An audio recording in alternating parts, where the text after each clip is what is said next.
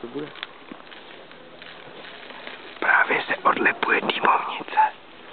Nikdo o tom nemá ani ponětí. Už je zapálená. Ano. Ano, ano, ano. A právě to probíhá.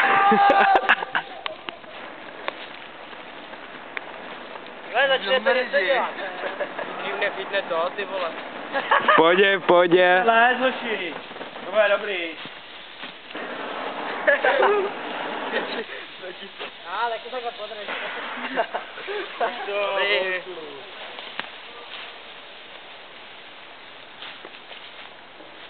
Martine, postav se tam, vole. Je teplá. Výborně, výborně. A to je akce. Aby mi to nenadrobilo do hulení. Martine, jako že jsi běžec olympijský. Vyjde to. Jak to, že tady tu udržíš, vole? Já jsem Křivan, mě nic nepálí. Ano, a to je Dýmáček versus Křivan. Pojď to.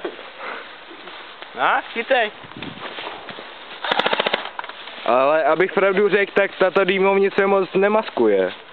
To ne. My jsme nepřeběhli ani za vola tady. Možná?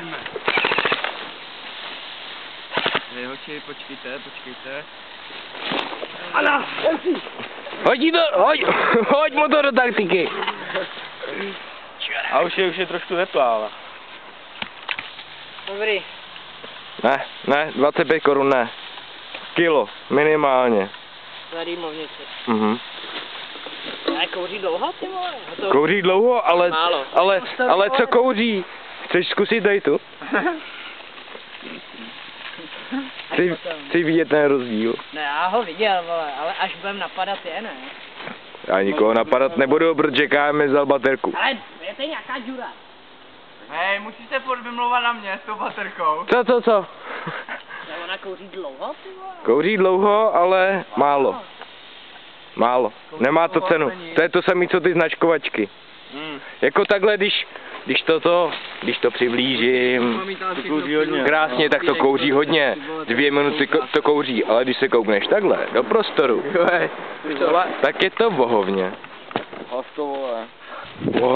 Pozor. Hezky, pěkně.